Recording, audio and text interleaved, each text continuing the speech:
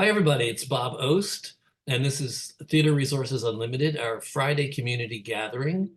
For those of you who have just sort of stumbled upon us, if you don't know us, Theater Resources Unlimited is an arts services organization that I started 32 years ago. People always say, how come I never heard of you? And it's like, my only answer is, I don't know. I don't know why you haven't heard of us. We've been doing this for 32 years. We basically are focused on the business of theater, and we help producers, and we also help artists to navigate the business of theater. Very much in favor of and encourage artists to understand the business. It'll make for a much happier career for you and for the people that work with you. So here we are. This is our 226th consecutive weeks that we've been doing these community gatherings, these conversations about theater. Started at April 17th, 2020. Because guess what? There was shutdown. There was a quarantine, a pandemic around the world. And I didn't know what to do with my company. I think like many other people, I thought, oh my God, I'm going to have to close. I'm just going to close up shop and run away somewhere. But I was convinced that we should open up a Zoom room, which is where you are right now in our Zoom room. And have people come together every Friday at 5 o'clock and just feel part of a community and not feel quite so isolated. That was back then, and we've kept doing it. One thing that happened that was really amazing to me, I've always been a New York-centric company. We've always really been about New York theater, and that's really what I knew best. Then we opened up a Zoom room, and now I have people coming in from all over the world. Audiences and my guests as well. Today my guest is here, and for him right now it's 11:39 p.m. in Poland. It's 5:39 p.m. here in New York. We're more awake, but hopefully Norbert is going to be very articulate as the midnight hour draws near.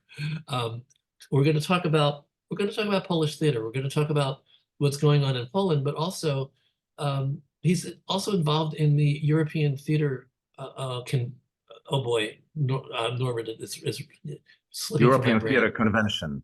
Convention. It was convention. I knew it was C. The European Theater Convention. So he's actually got his finger in what's going on all over Europe. There's 66, I believe, approximately 66. I may have the number wrong. But right now it's 63 theaters, public theaters from 31 countries.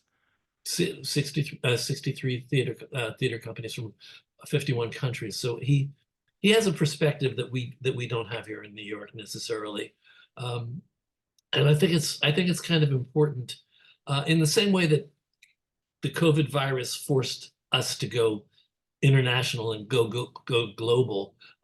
It's also, I think, for all of us who went through 4 years in isolation and 4 years of doing things on Zoom and suddenly not being based necessarily in the city where we're from, we've all, I think, become a little bit more globally conscious, which I think is healthy. It's very healthy, I think. It's also very painful considering what's going on globally. But you know what? As bad as things are right now, any moment in history, when you look back somewhere around the world, there is tragedy and there's war. It's just until human race can sort of learn their lessons, I think that's what we're stuck with. So I'm going to bring Norbert in. Our conversation really is not we're stuck in COVID conversation anymore. We're just not, it's just not part of it. Although I am going to ask him how COVID affected him in his theater. I'm curious about that. But first, I want to just introduce you to Norbert Rakowski. Norbert, you're in Teatra. How do you say that? Opole? Opole. Opole. The full name is Jan Kochanowski Teatr Opole, but internationally we say JK Opole Theatre. And he's going to be very patient with me because my pronunciation of Polish is not going to be very good, as hard as I might try. But he knows that I'm well-intentioned, so you'll forgive me. So let's talk about I should ask you just the beginning. So should I speak in Polish or English? Because Polish, my Polish is much better than English. So believe me. I'll let you start in Polish just so everybody will know, and then we'll in about 30 seconds we'll switch back to English. So say hello to us in Polish and tell us a sentence or two about yourself in Polish, and then we'll translate. I will tell you just the most difficult one, like Szczebrzeszynie niech książ brzmi w trzcinie, but I cannot translate it. It's so complicated in Polish as well. Okay.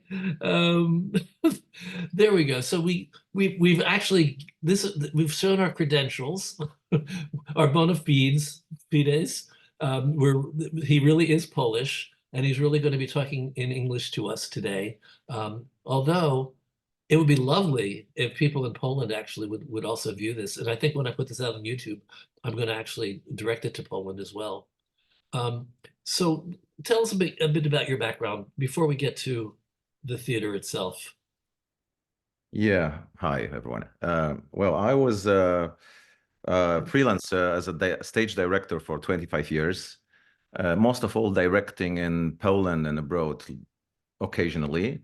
And right now, from 9 years, I'm CEO and artistic director of theater, JK Opole Theatre, which is in Opole, a small town where Grotowski starts his work, like a legendary of Jerzy Grotowski, and his laboratory theater doesn't exist anymore in Opole, but the place changed language of the theater, I mean, whole of the world. Well, I have a background music as a musician as well, but I playing oboe and a saxophone for 12 years. Then I jumped to acting department. I finished academy theater in Warsaw, then directing department. Then I play in Warsaw. Then I was a freelancer, and finally I'm in Opole. Well, I'm also director of two festivals, Contemporary Dance Festival, which I created 3 years ago, and director of Classic Drama Festival. Right now it's coming 49th edition of this festival, so it's a huge tradition of Polish classic drama. Well, maybe that's it.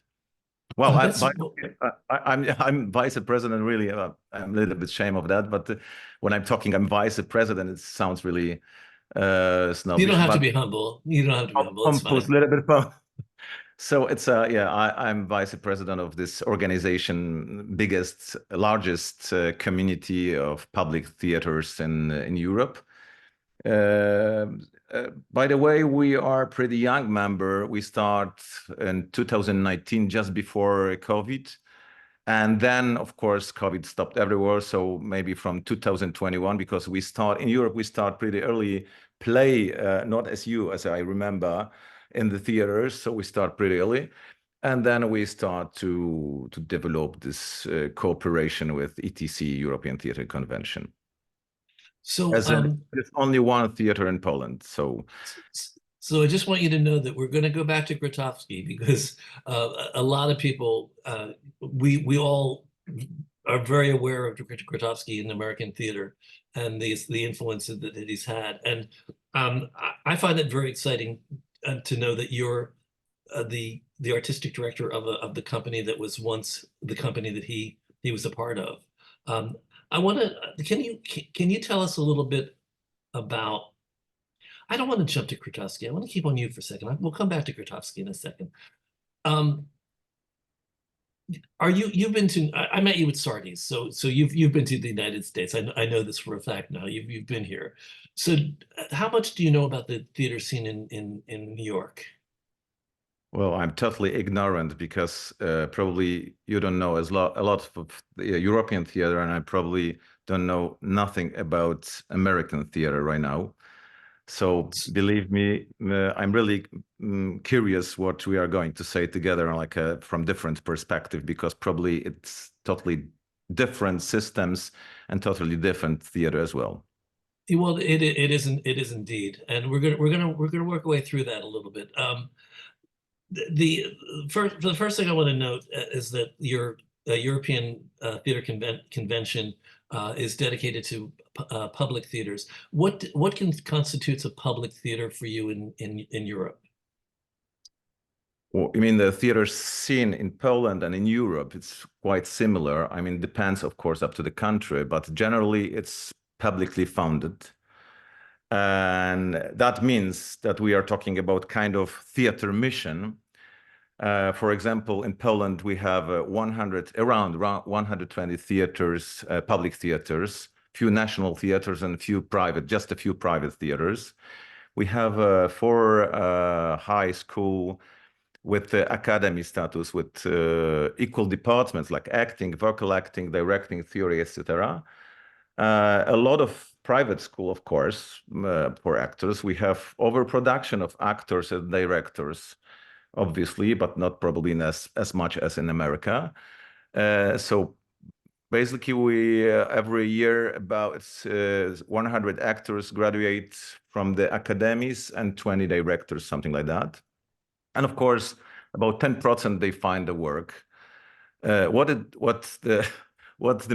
means? What doesn't mean that public funded? That means cheap tickets.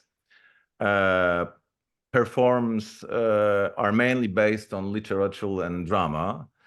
Well, we have a space, of course, for progressive theater as well.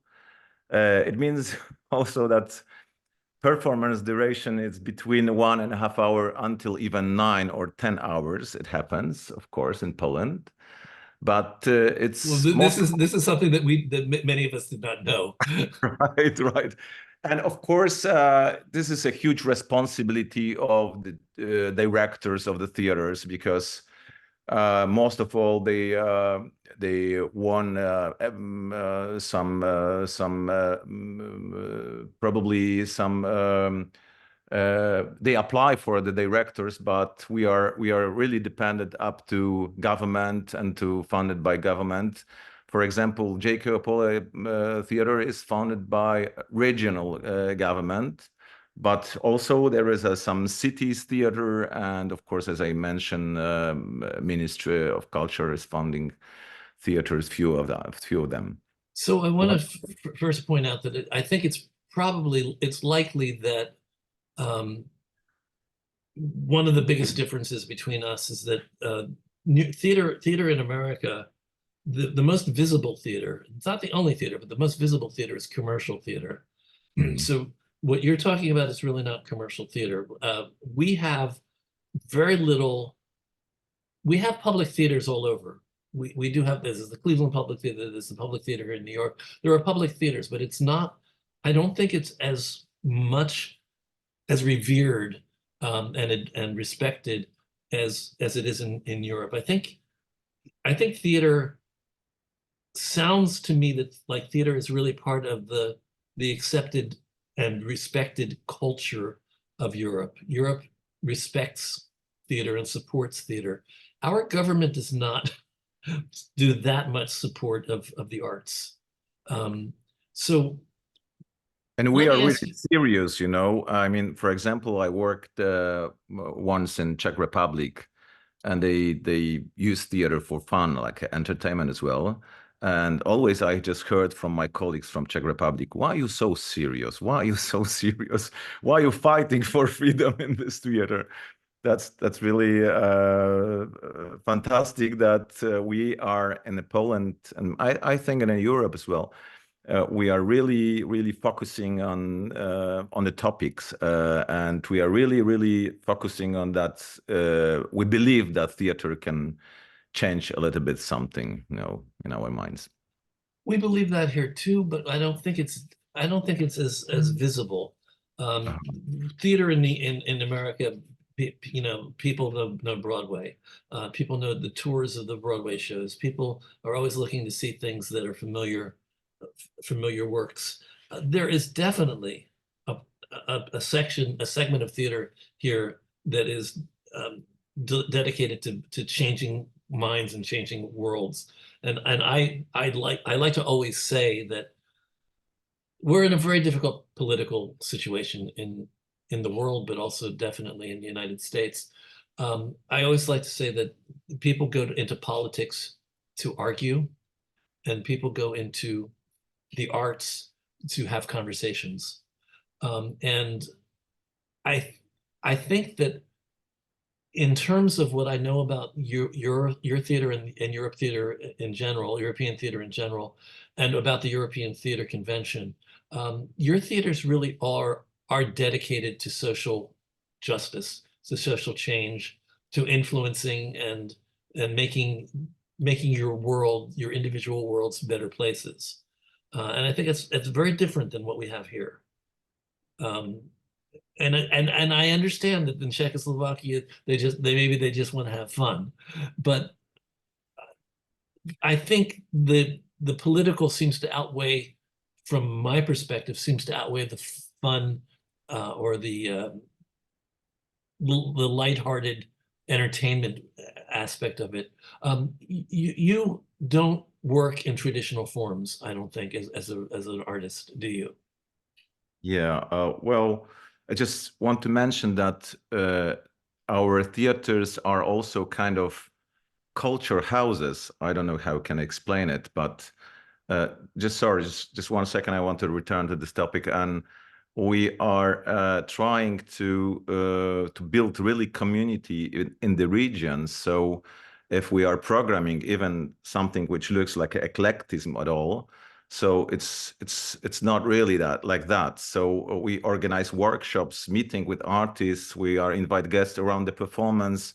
We are working with education departments, and everything is working like to build consciousness of our citizen in region, in a city, in a state, doesn't matter where is it. So that's really, when I mention responsibility, so it's really huge responsibility of artists, of CEOs, of artistic management. So it's really big deal, because of course not everywhere it works like perfectly, but we are really focusing on it. So can you repeat the last year's question? So I'm sorry. Well, I think I've snuck a few questions in. What I wanted to say, well, the last thing I said to you was that you don't, as an artist, work in traditional forms the way that uh, we're more aware of narrative theater here, but we definitely do have. I know there's people that are going to be sort of getting a little annoyed about me saying this, but we tend to focus or be most aware of the commercial theater, which normally is entertainment. A lot of it that we have certain does deal with social issues, but I know I've watched some of your work online, and you you don't, to my eye, be necessarily function in narratives. I think there's an aesthetic that you have that is unique. Can you explain that? Do you know what I'm talking about? You really, yeah. You really see my performance, all right? Really impressed. Well, as I mentioned, as a freelancer for 25 years, I based really on drama. So I'm getting some kind of my knowledge about directing. It was based on drama, and I was a freelancer, so I was invited by the theaters, and it's always the deal between CEO or artistic director and the artist who is coming to direct some piece. But right now, from few years, because that probably what you saw, that it's like my last few piece, and it's really kind of research, mixing few forms, like even contemporary dance theater. Time to time, I'm working with a choreographer, but also I use extras like amateurs who are coming for the workshops and they never stop on the stage. But even that, I'm really working at not only at aesthetic, because aesthetic is really important for me, but as a visual creation. But I think the picture is time to time stronger than words, which we used a lot of them. And I think this last few pieces, of course, everybody don't know what I'm talking about right now, because probably they didn't see my shows. But Well, there's a pacing that you do. It's a very visual yeah, but most approach. of all, I'm really focusing on context. What I'm talking about, maybe sometimes support by picture. Of course, I have a tools for that, but because our theater is really big. It's the largest drama stage in Poland. That means I have a lot of possibility to create these pieces like this, for example, which is so. But this is not the main issue. I mean, the main thing is context. For example, my last performance, which calls I'm Nowhere, it was based on the topic of euthanasia, which is hidden under the carpet in Poland, so nobody is talking about euthanasia. But it was co-production with Teatros del Canal from Madrid, and because we cannot, I mean, they have a permission for euthanasia, we not. I mean, as a Polish citizens. And it was like a huge discussion. So that's what I mentioned. So we are working with education department. That means, so if we do some performance, even if it's complicated visual, that most of all, we're focusing on the topic, and we organize meetings with psychologists, even with priests as well.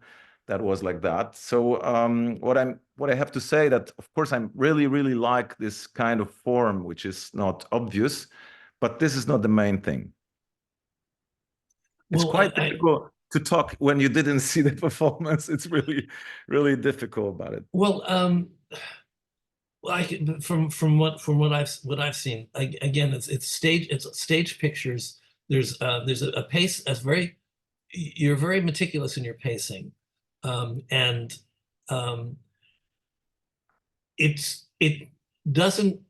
it doesn't strike me as storytelling as much as there's a lot of abstraction that I was seeing in your work. Is that fair to say, or is that misunderstanding? Well, if it's from your perspective, abstraction, that's fine. For me, it depends, of course, up to the performance which you saw, because there are probably two or three of them. So one of those, it calls Top Secret Research, New Constructive Ethics, and there is totally like a story about three authorities who wanted to create a new oh my God, I forgot the word, and I mentioned about it. Ethics. So a new ethics for a new century. By the way, this is really interesting because it's written by a Russian writer who is living from about 15 years in Poland. He's a Polish citizen. He, of course, hates Putin, etc. But his soul is so Russian, and he got a really strange perspective and kind of specific language. His name is Ivan Veripayev. He's pretty known in France, Germany, in Balkan as well, but probably not in America. So I really love to show this author in America, because it's somebody different than we see usually, and then we work on the text in this period. I cannot say directly what I'm talking about in my piece, because if you didn't see, we cannot discuss a lot. But that's the combination of movement, pictures, and the context in the same time. Definitely, I found that movement seemed to be very important or very prominent in what I saw of your work. So and that's yes, I have to mention that it's not really easy for actors. Well, I didn't mention, but every public theater in Poland, we got own ensemble.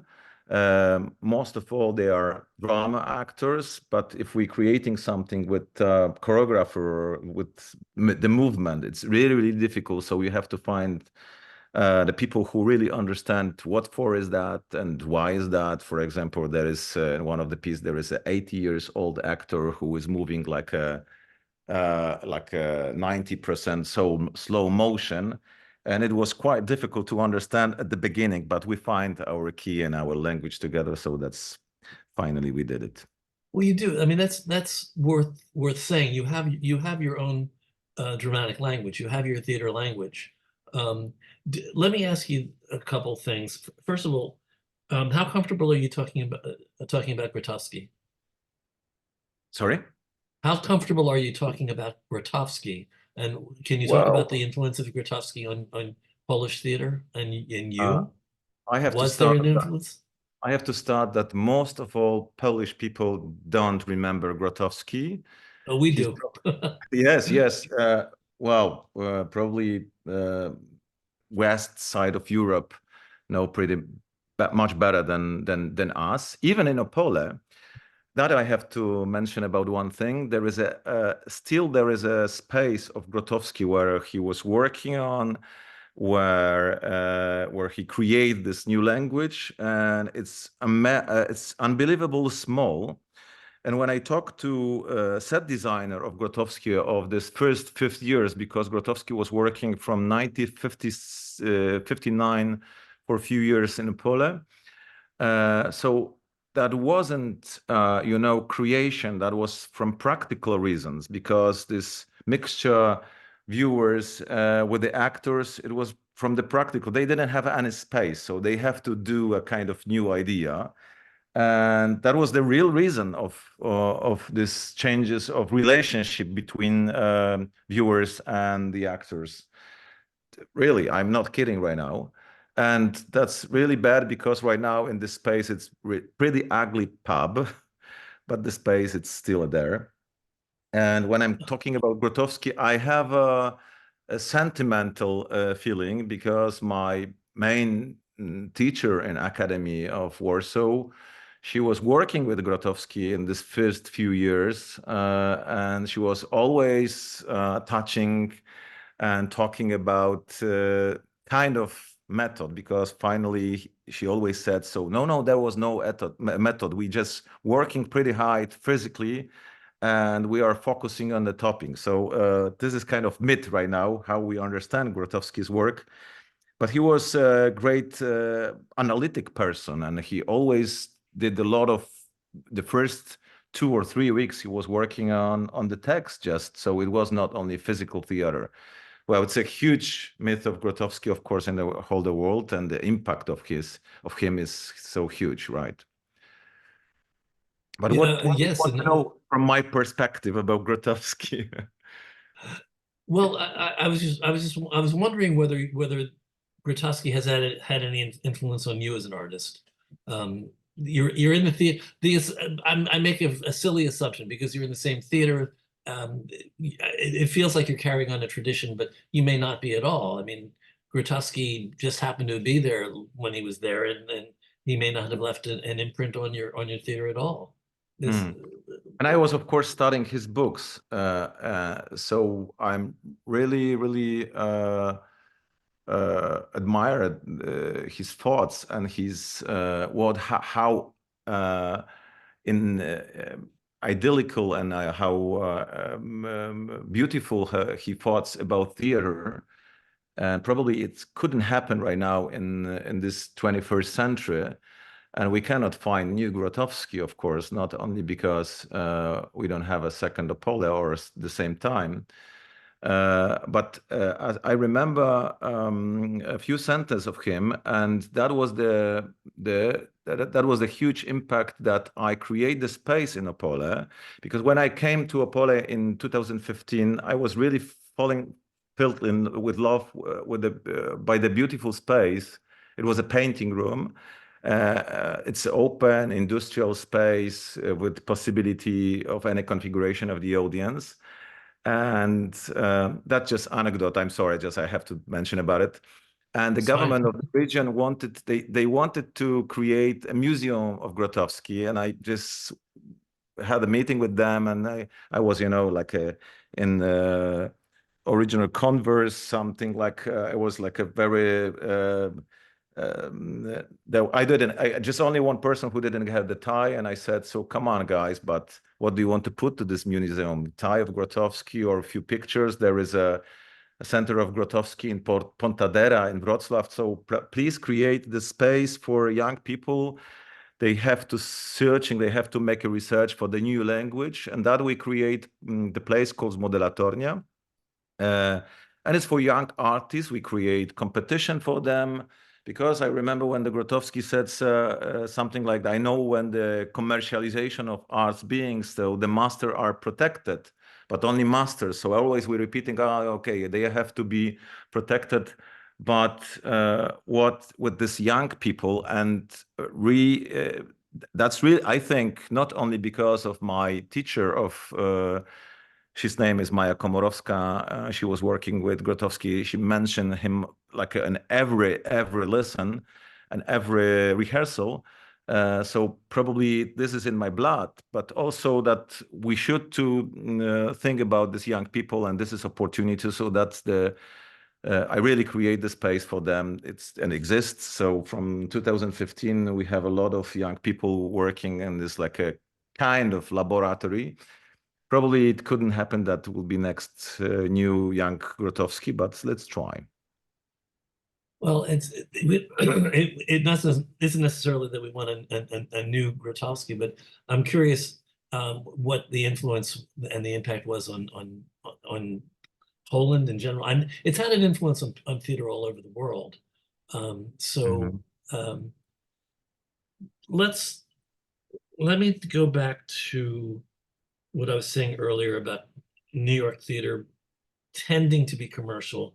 Now, there can be arguments made that there are pockets of theater throughout New York and throughout the United States that really are much more into the art rather than the money-making aspect of it. Have many works? We have people in the room who want to have an exchange. They want to take works from Europe to the United States and from the United States to Europe. Has your theater or have any of your theaters, any of your 63 theaters, brought in imported works from the United States, or have they imported things that you might consider being more commercial theater than what you're doing with your company? So are you? We have Is there an exchange going on right now at all? I hope. It's quite difficult, of course, because of the distance, because of the totally different rules. But we have a few commercial theaters, private commercial theaters, and they start to cooperate. But that what I remember, the only cooperation was with organization as a public organization and private from the side of United States. So like our mainstream director comes to New York, for example, just for a few days. And I don't have idea how could work. Probably Joanna, who tried to figure out some method to cooperate with Polish theaters. Maybe she knows much better than me. But that's what I'm thinking about. So it's quite difficult, not because of the barrier of the language, but The aesthetic, yeah, probably the aesthetic and the different whole different understanding of theater. Because I think we started off by saying, what? Polish people love musicals, but we only have three really important big theaters when we can produce musicals, and it's based, of course, on kind of American, or we buy rights for it, and we don't producing even our local musicals. So it looks like well, maybe it doesn't happen because they are not. I know just only two private theaters in Poland from those 120 public theaters that they producing as a commercial work as a musical, for example. So it's really it's looks like really difficult to get it, and I don't know what is the reason. So there is no cooperation between those countries. Well, let's go back to a different perspective on this. You've talked about your company and the 63 publicly funded theater companies around Europe that you are involved with and you're aware of. What is this? Do these theater companies have audience support?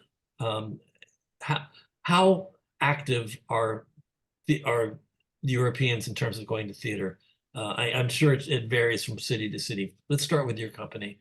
Do you have a solid audience base of people that support your work and come to see your work?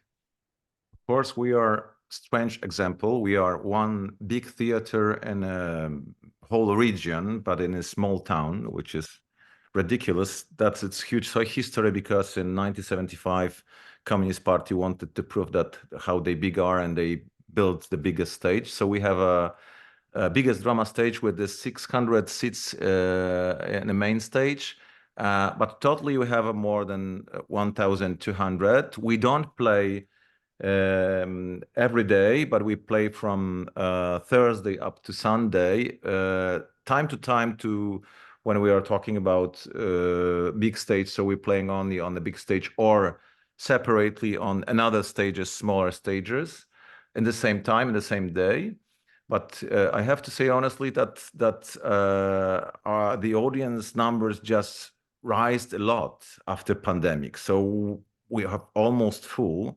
But I have to mention that we have a really cheap tickets. It's something like 12, 15 euro, which is, I don't know, some 18 maybe dollars. Yeah, $18. Yeah. Uh, So it's a so it's a very different it's a very different model yeah, than what we have here.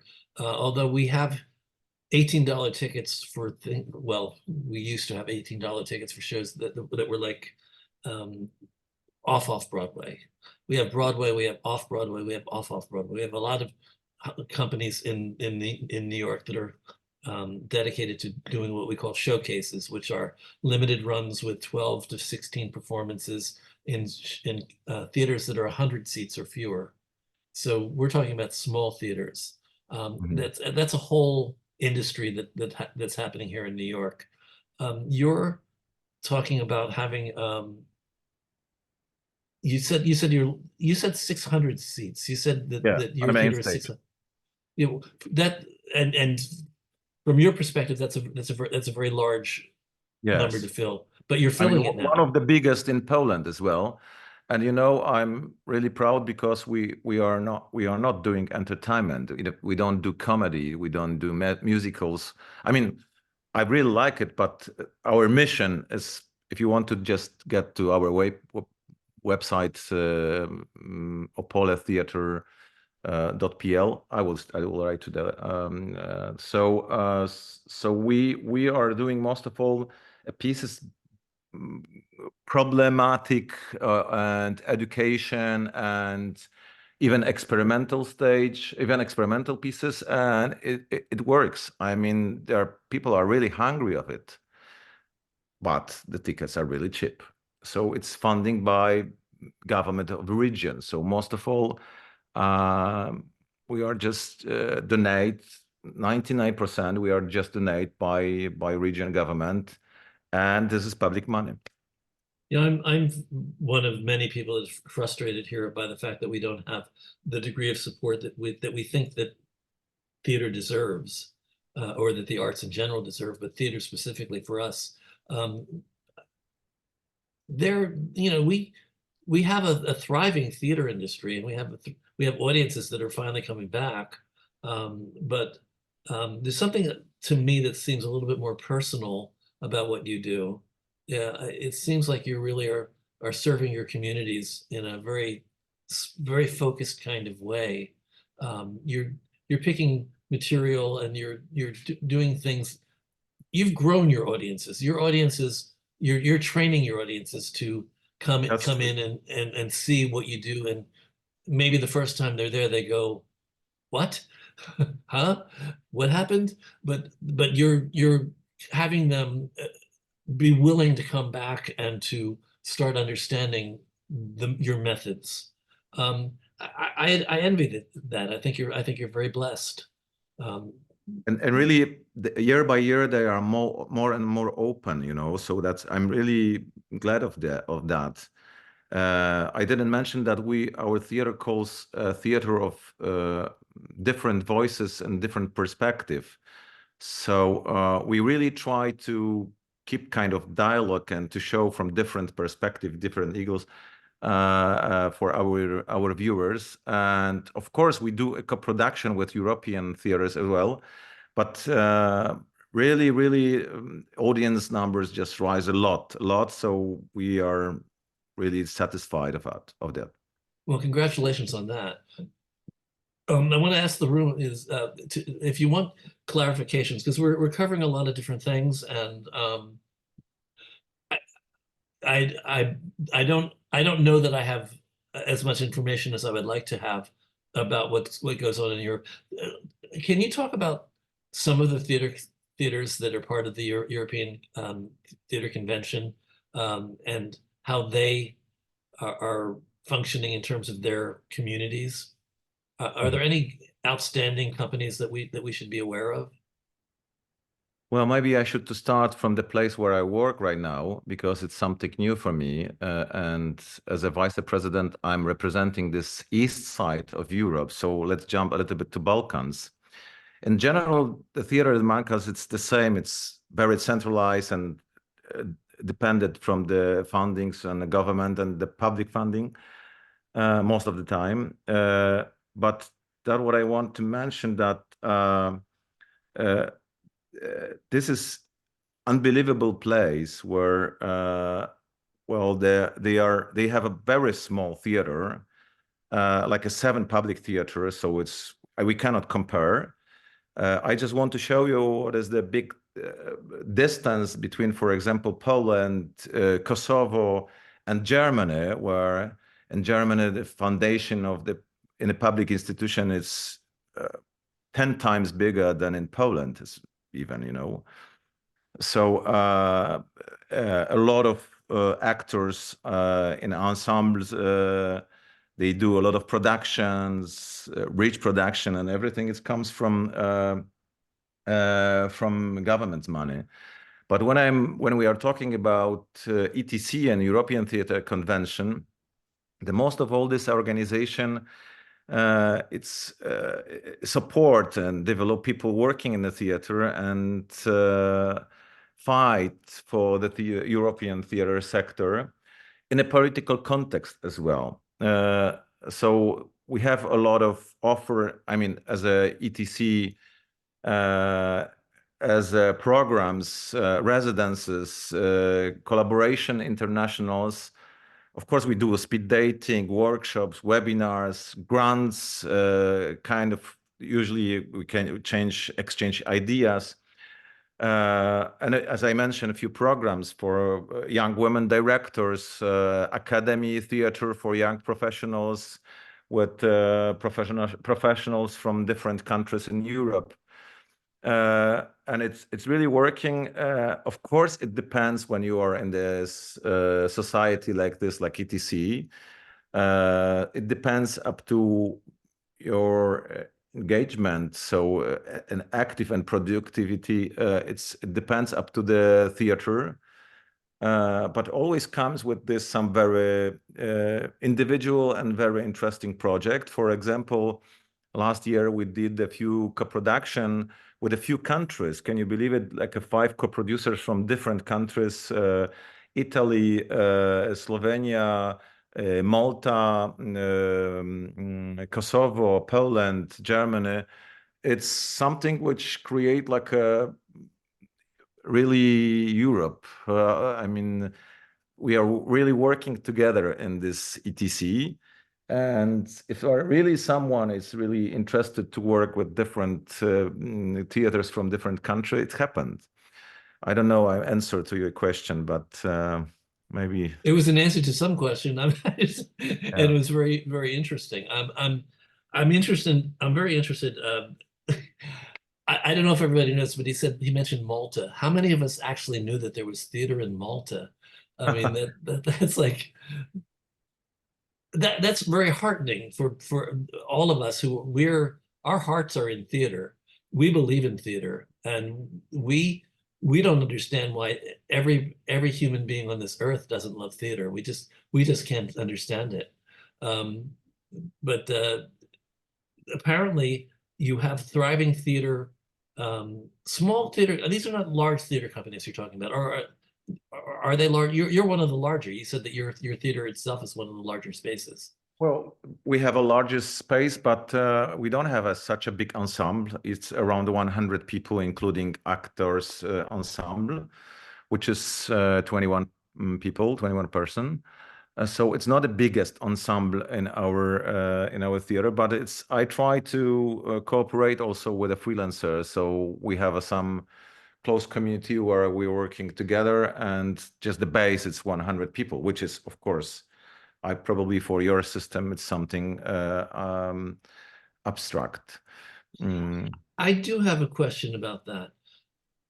You are you saying that most of these theater companies are ensembles, that they have acting ensembles? And my question is this a living?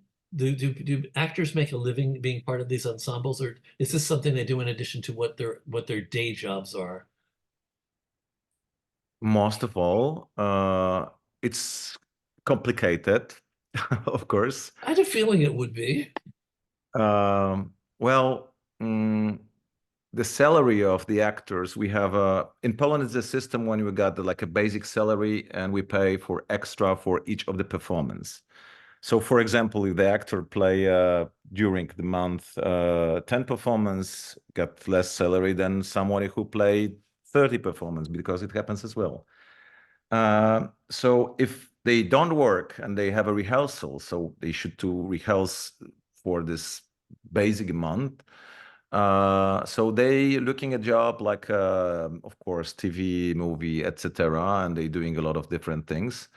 But we are working. We grow up in some kind of symbiosis. If you know the system like this, which is not perfect because this this system was created in 1991, so it's pretty old, and it didn't really fit to 21st century. And 1991 does not sound so old to me. I'm old. but the world changed a lot. Uh, And by the way, we are trying with Ministry of Culture to change a little bit this regulation, to move a little bit to, we hope, to contracts with the actors, but contracts for 1, 2, 3, 4 years. It's also the pattern, for example, in France or in the different countries. And we have a really huge pattern examples from Germany so far. But it happens like that. I'm just, maybe I will explain it as easiest way. So for example, in this June, I open casting for next whole season. I mean, not I open, I close it. I just everybody from the team knows what we'll be doing during the next season, and if they have such a fast information, they can be prepared, and they can organize what can do outside of the theater, and they should to have a permission from CEO, which most of all I do it because it helps them a lot. But I think the ensemble, I'm sorry, it helps a lot to build kind of key or even the dialogue, and we can really work in with the same tools, with the same aesthetic. It's really helpful if we really working on some project. I'm losing my voice. oh dear, dear. I No, don't no, want that no, to I'm happen. not. I'm joking. Okay. um, Ross, we have questions from the room. So why don't you Yes, we do. bring in the voice of God, please? All right. Voice of God speaking. Oh, Can yeah. you recommend books in English on Grotowski where we can learn more? Sorry, could you repeat it because I didn't hear you? Just one, please, one more. Yeah, sure. Can you recommend books in English on Grotowski where we can learn more? Okay, I have to check it if they are translated, because we have a really beautiful books, but I'm not sure that every one of them are translated. But if you write me an email, I will answer to you, because I know also translator who are basically focused on Grotowski, so I can write to them. So please write me Rakowski at teatropole.pl, but we will find it for sure. And you can write me, and I will answer in as fast as I can. All right. Next Can up, you Can you give us some examples? Yeah. Can you give us some examples of what you think is most vibrant in the theater groups you work with that might enrich American theater too? Wow. Probably this question is for a whole evening and maybe even night. Uh, hmm.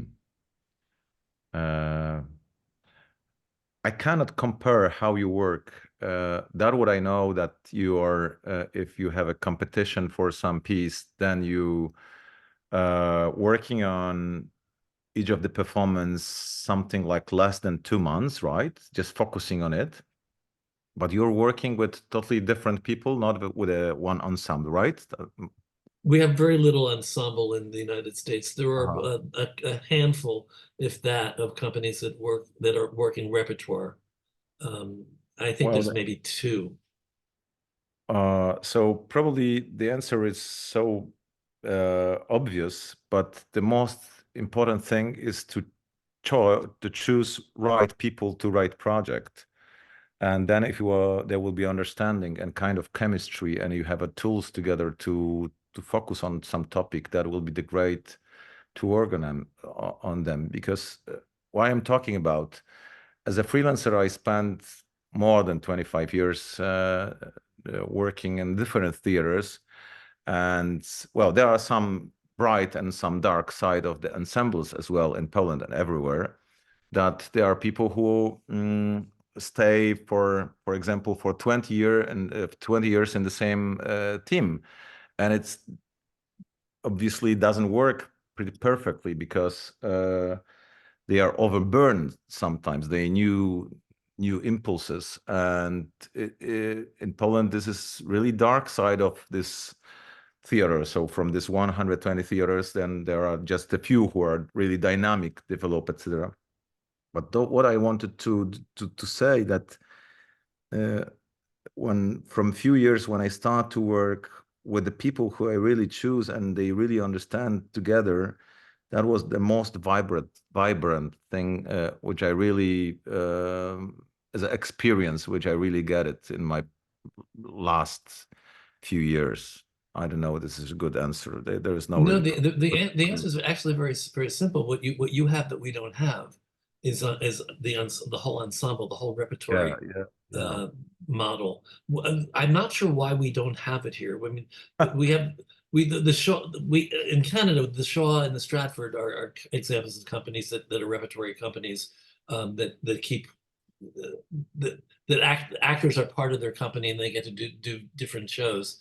So they really can develop a cohesive kind of aesthetic that's shared between the company and the actors themselves. We don't have that. We have, I think, one company that was an ensemble company. But yeah, I think a lot of us here in the States shrug our shoulders and don't understand why we don't have ensemble companies. It seems like a good model, and it seems like a home. An actor could be part of the home. The problem is that when we get into professional acting here with actors' equity and all, I think it becomes very complicated. I think actors really need to be free to look for different opportunities. But I'll bet if somebody actually found a way to make a repertory company work here, that we would find there would be actors who would be willing to be part of that family. It's really a family. I wish that we could do. I wish we could do that. I admire what you do. I admire your model very much. Next up, Tita, did you want to ask anything else about that? I could point out that Moishe Kaufman has an ensemble in tectonics, but I heard him speak recently where he says he's 24/7 trying to just raise money, that he can't do his art, that he has almost no time. You know, Tita, that may be one of the problems that we have, because we don't have publicly funded, we don't have government funded art. Everybody's spending all their time trying to raise the money, and they can't really nurture a company. And that's a shame. But truly, I really probably we can exchange some knowledge. I mean, from your perspective and from mine, or from European. I really want to see some how it works, even if but do you have experimental theater, or just I mean, we do have experimental theater. You have to really be aware of it. You have to know where to look. Okay. It's not very visible, but it's probably visible to the people that are part of that community. You would be very interested in the League of Independent Theater. They're a company that I'm very friendly with, and they're very much on top of what's going on in the non-commercial world in New York. It's my friend Amy Todorov. I have her on every now and then just to check in on what's going on outside of commercial theater. Lee Roscoe, did you have a question? Yeah, I had a couple of things there. We do have ensembles. City was an ensemble, Worcester Group and Mabu Mines were ensembles, repertory ensembles. I had a question. As a political and experimental and intellectual playwright praised by people like Judith Molina and Avra Sideropoulou, American theater really has no place for me. Is there any place in Europe where my work might find a home? For sure, you have to come and to recognize the situation, because it's quite difficult just to say like that, of course. Also, there is no many theaters they really want to invite foreigners director as well, but there are a few places where I'm really interested to this. And the only one thing which is probably similar, so we are planning really forward. Like, for example, we are planning right now 2 seasons, like 2 years forward, just to do something. And if you have 4 stages and repertoire theater, that means so you have to be patient a little bit, you know, to find us. Like, I mean, if you want to start to work there, so that will be like a long way, and you should to be patient for that. But we can start to talk if you want. So maybe I can help you somehow. I don't know. This is not a promise, but So Lee, I'll give you if you don't have it already, I can give you Norbert's email address, and you can just you can send him an share email. my email. Don't worry about Okay. it. Okay. Thank you. Voice of God, are you there? Yes. Next. Next. It's Tita again, another question. All right, another question. Are theater groups responding in any ways to the war in East Europe?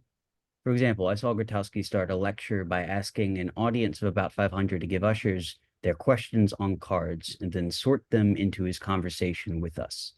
Any ways that theater groups are connecting with the feelings of audiences today?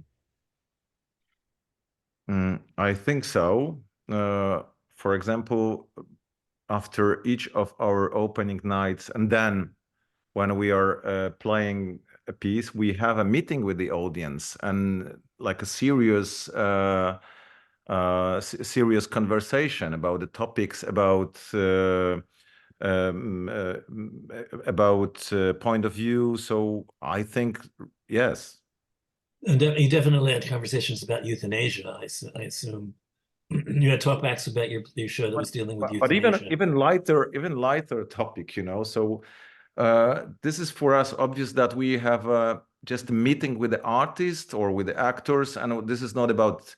We are not talking about anecdote. We are talking about what we are going to do with particular problem or particular topic which we present. So I think so. It's a really big dialogue between audience and creators in Europe, for sure. I have a question just based on that. What percentage of your audience stays for the conversations? How many people stay when you have a conversation after one of your performances? Well, Of course, it depends up to the performance, but usually it's a whole room. I mean, not 600 people, but because we organize it like in a smaller room, but sometimes 150. The smallest group which I saw, it was like around 25 people. So if you're comparing to big performances, so it's of course small group, but they are really interesting about conversation. That's interesting. I'd love to have somebody take a look at what how engaged our audiences are in New York and in America in general. I tend to think that people run out after the performance and we don't get as many people to stay for conversations. But the people who stay are really interested and they really care. But we So do talkbacks here. comparing to our theater, so there is a lot of people staying with this conversation or not in America, in New York, for example. I would say that it's you have a big drop off at the end of the performance. Not everybody, we don't have we don't have as many people stay as I think we'd like to in terms of the conversations. It also depends on who is on the talkback. I mean, there's a play last year or 2 years ago that did talkbacks with very famous people. I can't remember what it was, but I'm sure that they had very good attendance. Again, it's about audience engagement for us. It's about engaging with your audience is part of the model in your theaters.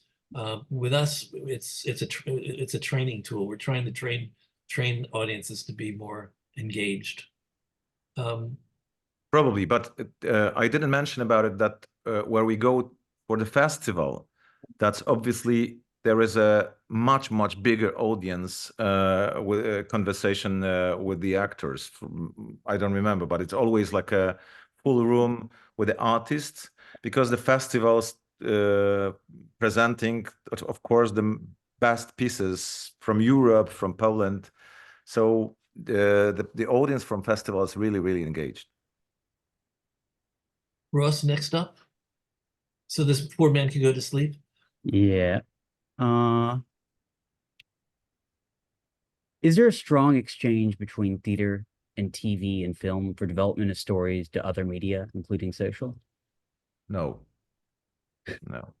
Theater is its own identity. Yes. Interesting. All right. So we have something which calls TV theater. It's something like, I don't know, BBC production, Shakespeare BBC production. So we have one program in TV when we're doing, but it's separate medium. So we cannot say so. It's like there is some exchange. No.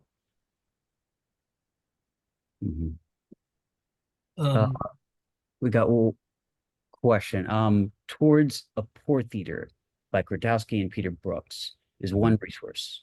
Any relevance to your theater today? Yes, few of them.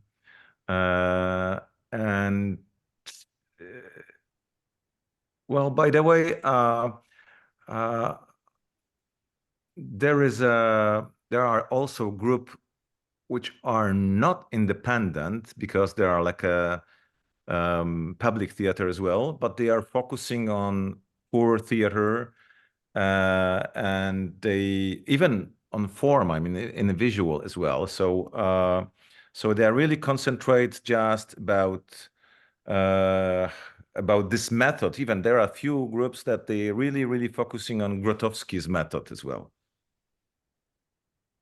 It calls, for example, Gardzienice, or even there is a place called Teatr Kozła, Pieśni Kozła. It calls Song of the Goat. It's pretty famous. They're going for festivals, and it's totally empty space like Peterburg or Poor Theater. Absolutely.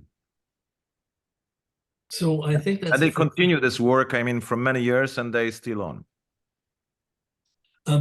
Just to go back to the ensemble, I just want to explain what I was trying to say. Yes, we do have companies that are ensemble companies here, but it's not the norm. Basically, that's your model in Europe. Is basically the ensemble company, the repertory company, and ensembles are a little different than repertory companies too. But it essentially means the same thing. You have a family of artists who are always working together, and I think that's a good thing. That's a really nice thing.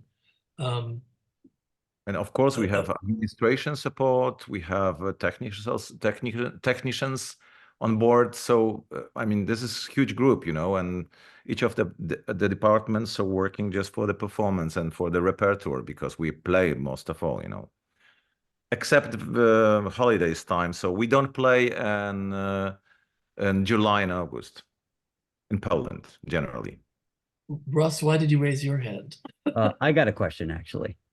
Okay. Okay, it's a little nebulous. I should have maybe thought this out more. But so for my senior directed one act in high school, I somehow adapted a 2-hour play by this Polish playwright, Sławomir Mrozek. I think I've Sławomir Mrozek, yes. Mrozek, yeah. Into a 10-minute piece. It was called Immigrants. And I don't think I really understood it at the time, but now I interpret it as critiquing the divide between, you know, the leftist intellectuals of Europe and the realities of, you know, everyday blue collar workers. And I realized this came from a playwright who moved from left to right a lot throughout his life, you know, in context of shifting circumstances from, you know, Nazi occupation to the Stalinist terror in, you know, post-war Poland, you know, from authoritarianism on one side to authoritarianism on the other side. And I now feel like the political circumstances that formed his perspective might be a little alien in America, which was really snug on the other side of the Iron Curtain. So, is there a question? Yes, I'm getting there. I'm getting there. So I'm really surprised that you really mentioned Mrozek, who's right now really forbidden. I mean, no forbidden, forgotten in Poland, but he was really great dramaturg. So yeah. Probably it's much more famous abroad than in Poland right now. Yeah. So with all that lead up, what can we learn, you know, from Polish theater incubated in political circumstances that in a lot of ways, I don't think touched American lives? Like what are some theatrical works, writers, movements from Poland over the past century that can resonate with our political circumstances today? Because it's been a long time since Mrozek, you know? So. Well, it's also really difficult question, because it depends up to artist, and it depends up to what kind of accent, what kind of how context you want to involve for this particular play. But I have to mention that right now, probably in La Mama, they doing a piece by Polish author Gombrowicz, Mariage, and I talked to someone from there, and they told me it's totally, you know, about the situation right now in America, but the play was written in 1946 after the Second War. So I think there are some, because we had a really good authors right now. It's a little bit difficult situation with the dramaturg, but we had a really big authors, and I think if you try to develop like a kind of from these pieces with circumstances which are surround you, so that's probably it's much better than if we focusing on modern artists from our 21st century. But I cannot say so. I really cannot. I don't know how to answer for this question. I'm sorry. That's okay. Thank you so much. Yeah. Well, I think that it's time for you to go to bed. it's I need to answer for a few emails, you know. Oh, okay. So I want to thank you very much, Norbert, for I finally got you on here. And thank Bob, you for staying up.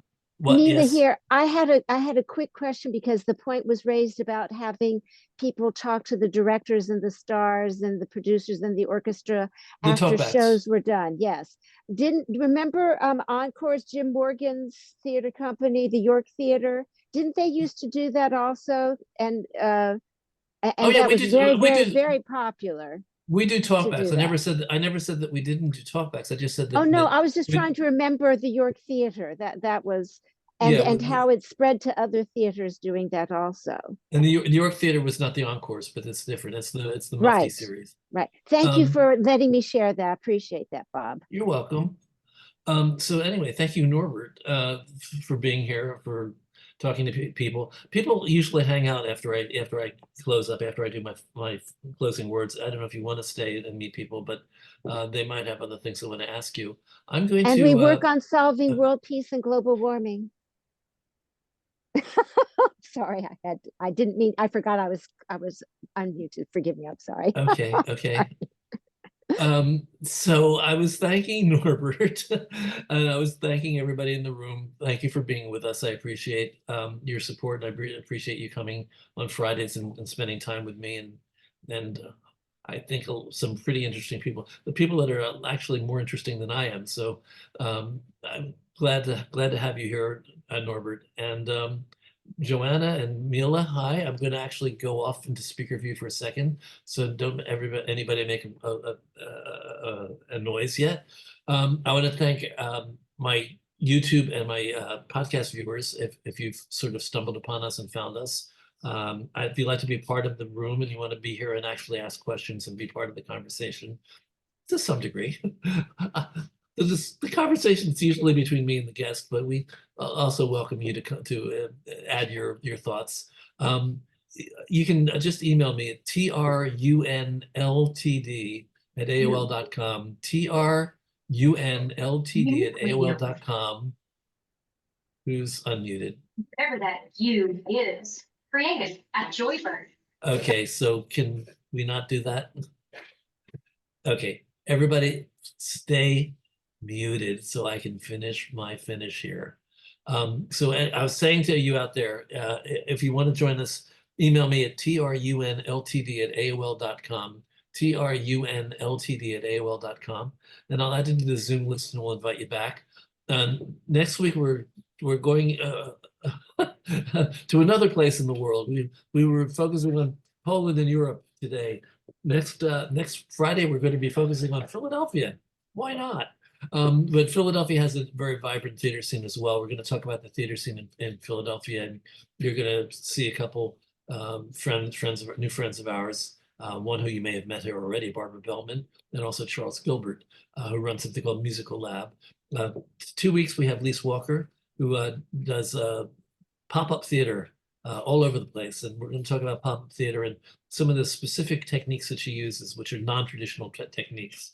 And then the week after that, I'm going to be interviewing a legend, whether you know her or not. We have a woman coming on here called Irene Gandy, who has been she's the only Black female member of ATPAM, of the Press Agents Union. And she's also been a producer, and she's been around and she knows a lot. So you're going to want to meet Irene. Irene's amazing. And then after that, the week after that, we have Tanya Pinkins coming, and we're going to interview with Tanya. And then after that, I don't know. I have emails out. We'll see who says yes and who says no. So that's it, everyone. And if you want to support us, right now we're going through a summer donor drive trying to raise money so that we can actually cover the expenses of some programs we'd like to do in the fall and the spring. So we're trying to raise $20,000. We've raised 10, so we're halfway there. If you want to help us, then go to trudonate.com, trudonate.com, and give us a donation if you can, or if you come to visit us here, you can pay what you can. We welcome you even if you don't pay anything. We're here for free for anybody who wants to come for free. But if you want to help us, consider paying a ticket price or giving us a donation or becoming a member. That's it. Thank you for finding us. Thank you for being here, those of you who are here right now. And that's it for me.